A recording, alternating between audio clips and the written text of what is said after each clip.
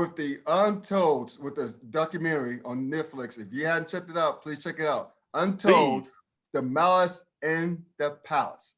Yo, I was, golly, it's 2021. That was 2004. So 17 years ago, I was barely in my 30s. I was like 30 or 31 years old. And I remember that like it was yesterday. Mm-hmm. I was in North Carolina. I just moved back here from my first in Cincinnati to finish grad school at A&T. And I remember watching that with my pops and seeing that on the news. And my pops, I remember, first of all, my jaw dropped when I read about it on the ticker ESPN. And when my dad saw it live, well, not saw it live, but saw the highlights rather, and so what went down, we both were like this. Mouths agape, eyes bulging, wide ass open. We're like, are you serious? And so, and I'm ashamed to admit, when they were calling those players meaning Ron Artest for starting to fight, now I'm in a world peace. Steven Jackson for going to the crowd in defense of him. And Jermaine ONeil for trying to do what he can to protect his teammates and himself. We all joined in the chorus of calling them thugs. Thugs, yes. That magic word that it's become a universal replacement for the N word. So if you don't, of course, if you're a white person, especially, and you're afraid of saying the N word out loud, you can get away with saying thug. It's a double entendre almost. It can mean one or two things. It can mean a ruffian or a black person. Apparently in Colorado, dinger means black person too, but that's a whole nother conversation for another time. What? A dinger. Oh, so you didn't hear about what happened? No. That'll be in the random shit segment then. All right, cool. Okay, let's go to the random shit segment. We'll get to that later. All right. Yeah. Damn. Wow. Colorado, you tripping. But anyway, the point being... Well, not really, but yeah, we'll get to it later on. But the point is that I think most of us fell for the okie doke at the time of calling those players, coming down those players, saying they have no damn business up there. What were they thinking? They don't have any home training. They're thugs. I already mentioned that earlier. It's that damn rap music and everything else. And, you know, when time passes, we have this thing called perspective. When along that perspective comes other outside thoughts like, wait a minute, there's a fool in the crowd that threw the damn cup on our test line who was minding his business line on the scores table. Why was nobody going after him? Yes, I know that he was eventually arrested, but he didn't get as much pub as those three players I mentioned at the time and years later. And it came to the point that people still ask Jermaine ONeil, Steven Jackson, and Metta World Peace about the Malice in the Palace whenever the anniversary comes in. I think November 4th, I guess.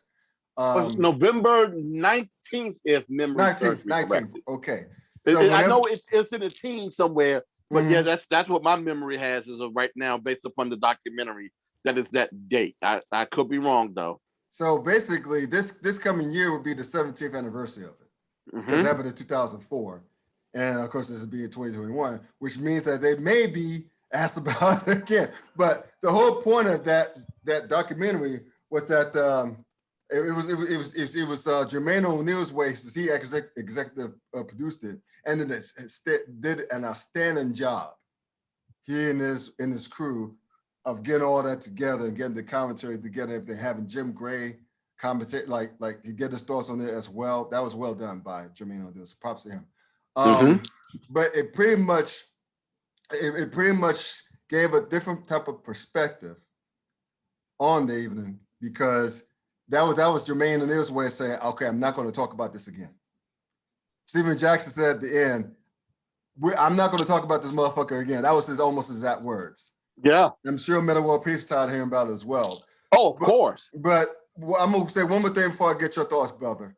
I'm a Knicks fan. We all know that, which means that I have sports grudges against the Chicago Bulls, because of Michael Jordan, damn him, keeping my Knicks out of the NBA Finals all those years, as well as the natural rivals, the Boston Celtics, and the historical rivals being the Los Angeles Lakers. I have no love for those three. I also do not have any love for the Indiana Pacers because of okay. those playoff battles in the 90s. The playoff rivalries and the battles. Yeah, most definitely. Because people remember Chicago versus New York, right? They remember Michael Jordan, Patrick Ewing, Anthony Mason, and later on, and also Charles Oakley going at it for Eastern Conference supremacy, right? Yes. Epic battles. But Chicago is just better than my next one. So I'm not going to be mad about that. But Indiana and New York was serious. Yes. It was almost like Miami, New York bloodbath like. That's how bad Indiana and New York was in the 90s. So, but having said all of that, this documentary, again, this goes to show you how great of a job Jermaine ONeil did. Not only made the Pacers more sympathetic, I actually felt bad for them because that was their best team. Because remember, the year before, they won 61 games, if I'm not mistaken. They were the top seed, and I think they had home court throughout the playoffs. They won 61, they were 61-21. They finished a clear 7 games ahead of the Detroit Pistons, the Central Division, back when they only had 2 divisions in each conference. And so the thing was that Detroit ended up upsetting Indiana in the Eastern Conference Finals, if I'm not mistaken.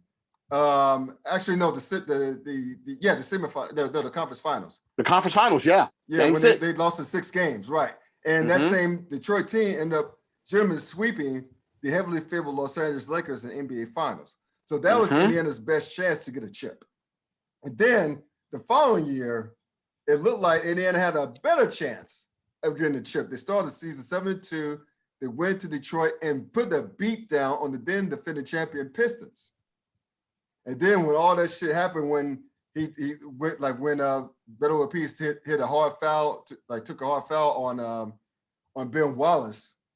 And Ben Wallace was really the instigator of that. Remember, he shoved him. Oh, yeah. He was the complete instigator in the entire situation. He's like this. He almost thought punched him almost. Well, not even that. We can fast forward a little bit further in that when he started throwing the headbands and wristbands. That was the thing that got the fans antagonized to throw up, mainly that one fan to throw the cup.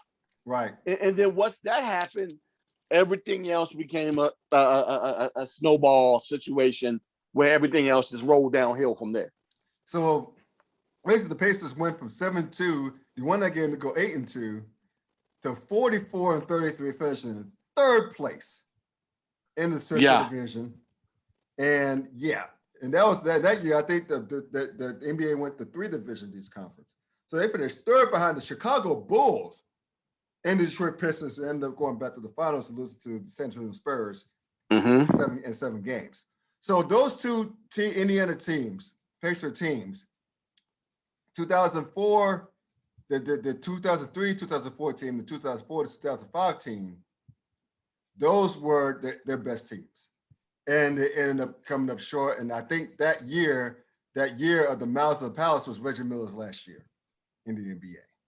So before I get more into that, give me some thoughts on what you took home, like as far as what you saw differently after watching that documentary on Netflix. Okay, so the first thing that I took differently, of course, is the one thing I just said. With Ben Wallace being the antagonizer in my eyes now of the entire situation. Right.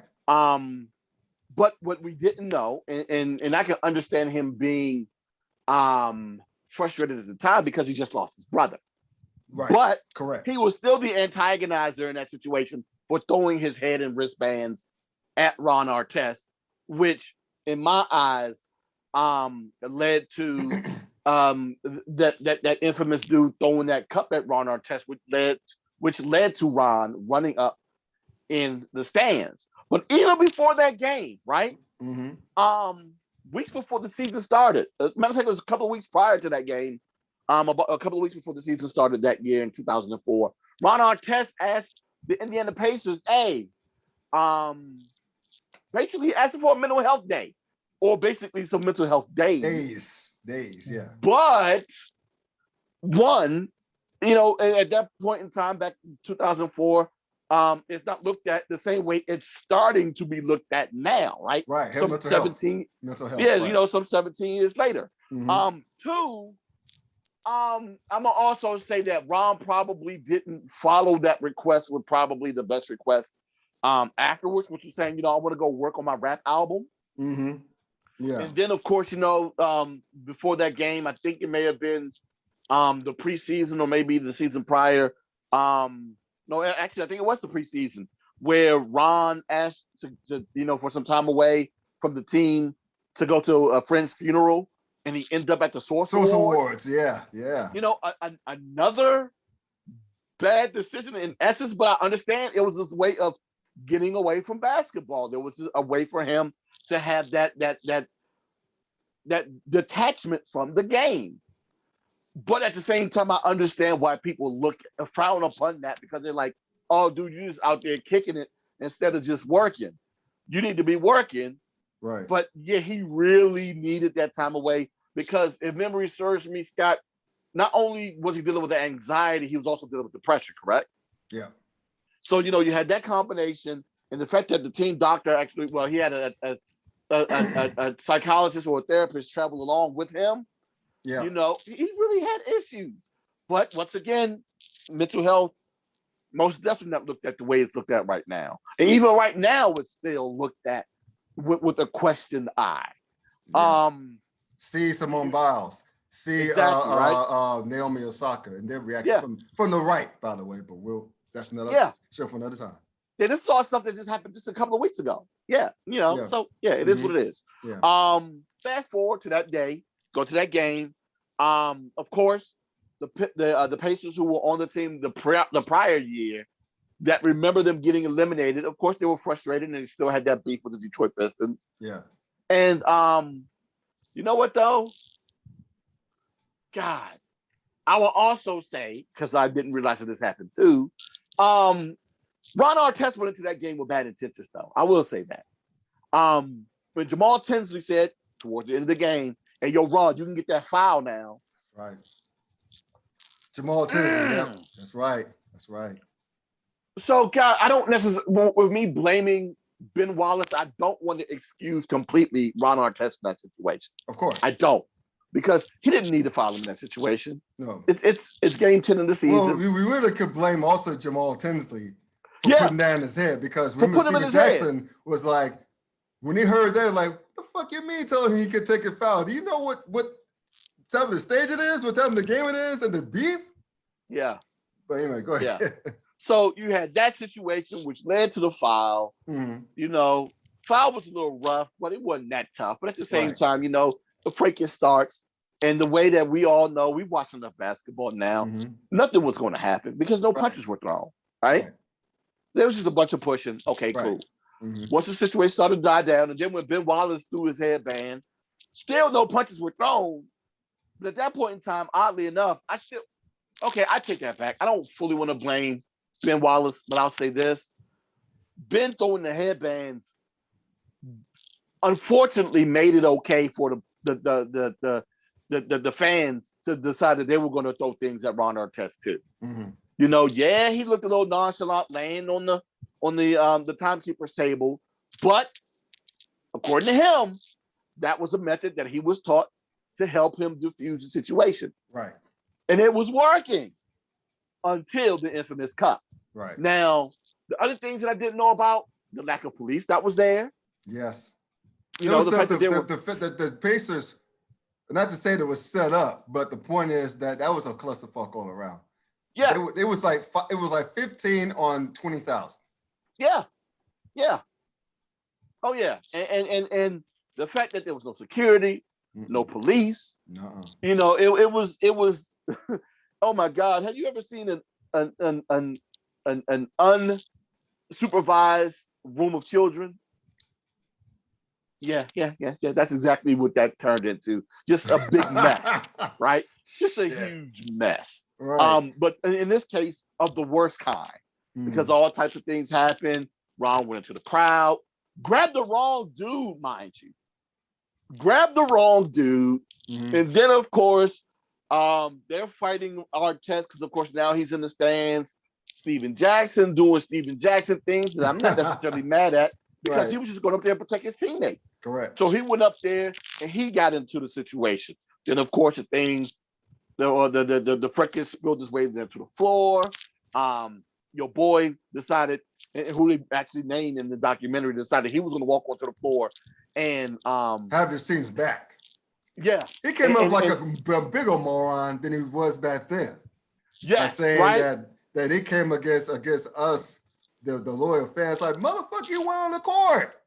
You went on the court. He had so many years of perspective. Hopefully, he was talking about what he felt back then instead of how he feels now. Because if he's saying how he feels now, he's a bigger idiot than he was back then. He talked about how Jermaine ONeil sucker punched him. You know what? That's right. He did say that. I don't care. Yeah. He said it was a bitch move. You came on the court. I don't care. The court. He called it a bitch move. That's right. So he's a bigger idiot now than he was back then. Yeah, I just find it funny. Yeah. Not only was he already getting up right before, he was getting up right as Jermaine ONeil was punching him in his face. Yeah. But had Jermaine ONeil not slipped, he would have killed him. That punch would have been a whole lot worse. He would have killed him. Kermit Washington wouldn't have had nothing. No. On that punch. No. Because Reggie Miller called it the best miss of Jermaine ONeil's career. Because if he came like this, that bigger dude as Jermaine ONeil was and still is, he looks like he's still in good shape. So as big as he was at the time, coming like this solid on his foot and his footing to a runt like that, clown, flush like that. Who didn't see it coming. Flush. Yeah. It'd been over for that dude. It would have been over for him. It would have been over for him. Seriously. Oh my God, dude. So and he fucked him because it fucked him up while slipping. Yeah. While not having his feet underneath him. So if you fuck him up with not having your feet underneath him, imagine would have been like had he had his footing. Oh my God. Woo! And he didn't, like you said, he didn't see it coming. Those are the worst ones. Yeah. Don't see it coming. So, you fast forward a little bit more. You got the incident where the police officer runs into the court and attempts to mace Ron Artest. And if it wasn't for Reggie Miller being there, it would have happened. Yeah. And the cop lying said, "No, I didn't even have my mace out." No, we saw the tape. You saw you had it. And then the fact that you said you didn't recognize Reggie Miller. What, the only way you want to recognize Reggie Miller, who is 6'7"? Yeah. 6'7" with a suit on? And even still, at that time, was a face of the NBA. Yes. The dude's 6'7", he got a suit on. Yeah. Chances are he's not a fan in the stands. Chances are he's a player or a coach. Right. And so even if you don't recognize him as Reggie Miller, which he has one of the most recognizable faces in the league of the NBA. The big ears and everything. Yeah. I mean, exactly, the green eyes, the light skin. So, I mean, Steven Jackson called bullshit on that immediately. Remember, he said, "You don't know who Reggie, you may tell me you can recognize Reggie Miller? Come on now. And you work in Detroit? Come on now. Yeah, I didn't believe rival. Come on now. But yeah, so that's just another thing. And then, of course, the players are leaving out and they're dousing more soda and condiments and popcorn and everything on the players and everything. So, and then, of course, the fight that broke out in backstage between Jermaine and Ron, which I understand. Yeah. Now, based upon the stories told about the two guys. But my biggest takeaway is how sad I feel for Jermaine ONeil and Reggie Miller. Yeah. Reggie was at the end of his career. Yeah. Year 18. And he was dealing with an injury. And then you lose Artest, Jermaine ONeil, and Steven Jackson for a bulk of the season, even though Jermaine ONeil's suspension was rescinded. Reduced to 15, yeah. Yeah, yes, thank you. Reduced, not rescinded. It was still reduced to 15. He still was gone for 15 games. Right. And you still missing two other players. Right. Ron is now ashamed of what happened. Yeah. He wants to be traded. That team is no longer the same. Right. Everybody's out of there. Jermaine ONeil misses out on winning a championship. Reggie Miller misses out on the opportunity of winning a title as well. Yeah. Which would end up making him say, "You know what? I can't take it no more." He said that too. He said he's like, "I had enough." Yeah, it's like it's year 18. This craziness, I'm done. I'm done. The window's closed for me. I can't take it no more. So he retires without a ring. Jermaine ONeil retires without a ring. And at the same time, he kind of like bounced around. He had a couple of moments where he did end up, playing well in spots in other organizations, but he would never get back to the glory in which he had when he was an Indiana Pacer. And then, of course, eventually Steven Jackson and Ron Artest will go on to win titles. Right. So, I feel bad for them as well, especially with Ron Artest, because of the pain that he held on to. For one, feeling as though he disappointed his teammates. And two, even after winning the title, the first thing he said when he was interviewed, or the thing that they showed him during this interview saying, was how bad he felt for not being able to win the title in Indiana. Yeah. Can you imagine? Yeah. So to say that Ron Artest is a dude that doesn't care, man, get out of my face. Yeah. There's no in the world I've ever heard anyone say, hey, I wish I would have been able to do this elsewhere. It's not to say that it hasn't happened, but Ron Artest is one of those guys that did it. And he gained more respect from me, even though it's not like me too. But he gained more respect from me that from that moment there. Because he showed bravery. He showed bravery, but admitting he was a coward. Yeah. Because he couldn't take it. He's like, he felt so bad about fucking up this season, he wanted out. That was his way of dealing with it. He didn't have any hate towards the organization nor his teammates. They may not have despised him at the time, but that was his way of dealing with it. He was like, he was ashamed. Yeah. It was a shame. I mean, and mental health is a trip, man. Because to touch upon it, I remember when he was getting the interview from his car promoting his albums. Yeah. And I remember Mark Jackson. Each time he started working at ESPN at the time, he's like, turned to him and said, this dude has issues. Just a cry for help. That was back then he said that. He said, because there's no way this dude is in his right mind and responding to why he was missing some games and, and why he did what he did. And going to the Source Awards and promoting his album was asking about, well, what about the team? You skip it on the team, man. So he said it then. He said, I remember the quote, this dude has issues. Yeah. And it's a cry, and it's a cry for help. He said it back then. So, and anyway, one more thing you touched upon the players involved. Yeah, man. I mean, Jermaine ONeil, it's the point where Ron Artest even said, I keep calling Ron Artest, Metal World Peace, said that when I remember he said, Jermaine ONeil, he's like, he was the best player in the league at that point. He's on his way to become a superstar. And, because to have that height and quickness, he had a great shot. He could take you off the dribble.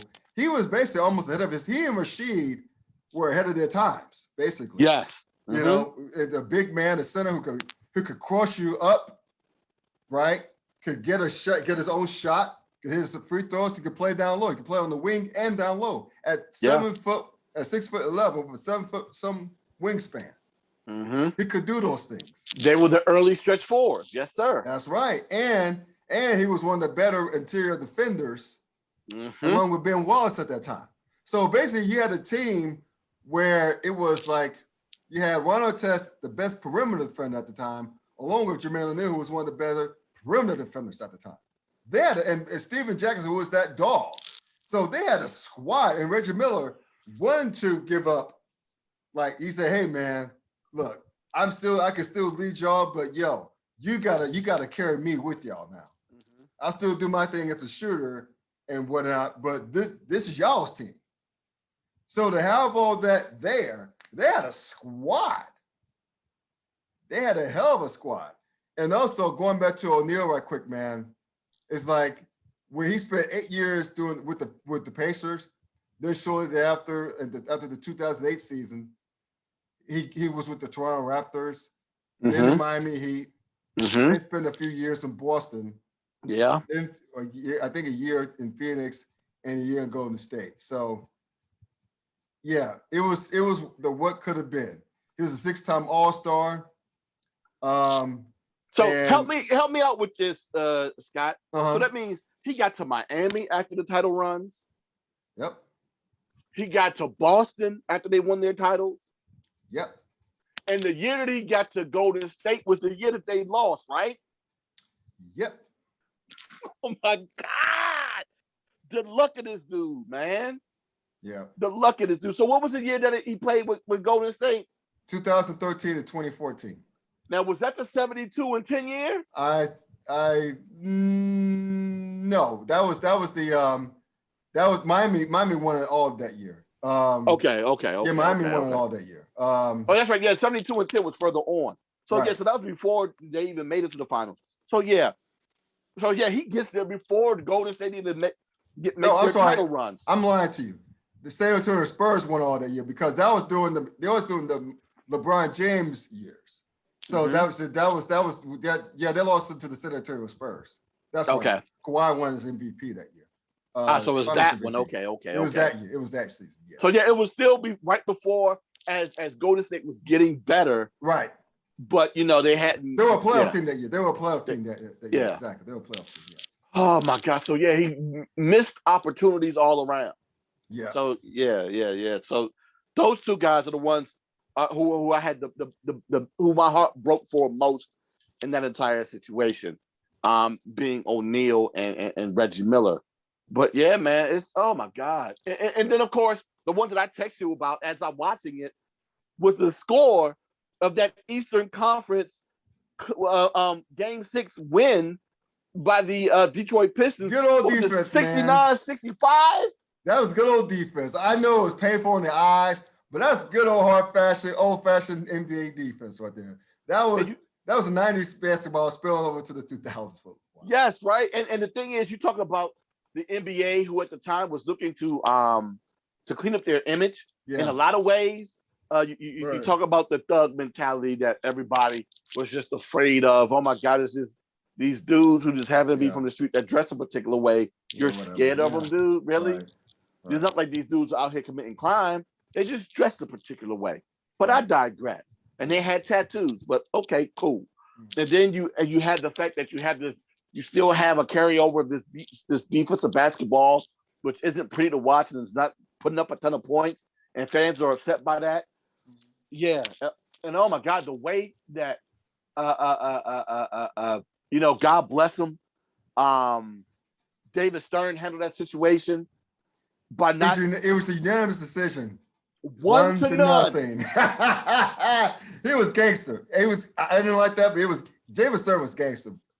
Rest in peace. Rest in peace. Rest in peace. It was gangster, but it was unfortunate because, unfortunately, he didn't review the tapes. The only stuff that he saw was, just like everybody else said, the edited footage that kept airing and on repeat on TV. Right. That everyone else saw, that had America and the world had this ideal about the Detroit Pistons and the Indiana Pacers that these guys were thugs. Right. But it is what it is, man. And I just also found it funny that the instigator, the guy that threw the cup, was the ex-boyfriend of the neighbor of the attorney who ended up doing the case, investigating the entire situation. And that's something that's hilarious. And even that fool was like, trying to play the victim. Motherfucker, you started it. Well, even before he played the victim, let's not forget the interview he did where he was kind of braggadocious about it. Right. Where he was almost saying as if he was going to get away with it, as if he said, they're not going to charge me. Exactly, I'm a paying customer. So, whatever. So, hey, once again, kudos to you, buddy, for being a jerk. But once again, it's this whole thing that we're starting to see all over again with the Russell Westbrook situation, with the Trae Young situation, with the situation that still pisses me off with the Trae Young, and I'm a Knicks fan. Yeah, and those fans. I mean, no one should be spat upon like that. No. Oh my goodness! Could you imagine if it landed on him? Could you imagine if that was anyone else other than Trae Young? Oh my God, dude! Once again, he knew what era to do it in. Yeah, because he couldn't have gotten away with it in the 90s. Oh, he most definitely wouldn't have gotten away with it. He would have in 2004. Right there. Hell, even it was Russell Westbrook he was trying to do that against. Oh, he would have knocked his ass out. Oh yeah, he would have knocked his ass out. If someone spits on you, that's assault. that's the reason to go. Exactly, right? That's the reason to go. And I don't understand why people just ignore these cautionary tales as if, hey, we're at a different time. This can't happen. You think it can? You sure it can? You sure about that? You saw what happened as a result of one former president? Of what happened on January the 6th? You sure shit like that? We didn't think shit like that would ever happen like that in our lifetime. You sure you wouldn't see something like that again in the NBA arena and the NHL arena and the MLB baseball park and the NFL stadium or now an MLS arena? Are you sure you're not going to see that again? Or a NASCAR track? You sure you're not going to see that again? Yeah, that's what I'm like. Keep on. You sure about that? Keep on pressing the buttons. Okay. Keep on thinking that you're going to be the victim. Okay. You know, if anything, dude, watch this documentary and see how they investigated it back in 2004 and see if it won't be done better now in 2021. Because the fact that they had all of those cameras in the arena and was capable of, and that attorney, Lord Jesus, the patience this man has to watch all of that footage from all of those different angles to identify everyone that was guilty in that situation of being violent, from the guy that threw the chair to the guy that ran on the floor. I forgot about that. He threw a chair. Yeah. Wow. So keep on testing these dudes. Not only will you be prosecuted, you know, to the furthest extent of the law, you might catch an eye jamming. Right.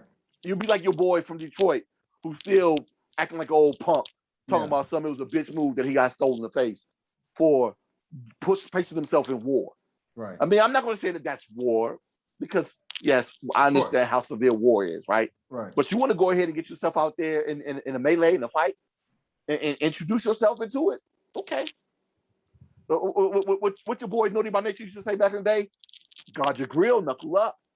Right. And your boy didn't do that. Protect yourself at all times. Once again, he had his hands by his side. Yep. And got rocked like Flair Flintstone, boy. Woo! I like it. I'm about to watch it again tonight just to watch that part, boy. Man, I'm just saying, he better be glad that bitch, Jermaine ONeil, lost his footing. Yes. He wouldn't be able to sit in that chair and give thoughts like that. He probably would be 6 feet under. And I'm not exaggerating by saying that. He would again, for Jermaine ONeil to not have his footing, slipping, and still cold cocking the dude to the point where he was wobbling. They had to help him up. He was still wobbling. So that's from him losing his footing. Yeah. If he would have stood flush, firm footing, that man would have died. He would have died in the court. He would have died. That was God looking out for his stupid ass. Yeah. And he didn't learn his lesson, so it is what it is. But I'll say one thing, just to wrap that segment up to your point. Mm-hmm. Fans, look, I'm not condoning what the players did. They'll tell you to a man that they shouldn't have, especially Meta World Peace, will tell you to a man, you don't go up in the stands. Mm-hmm. It's not worth it. But I understand what they did. I understood what Jermaine ONeil did to protect his teammates and himself. I understood what Steven Jackson did, having his boys back. Mm-hmm. I understood that because just put yourself in their shoes.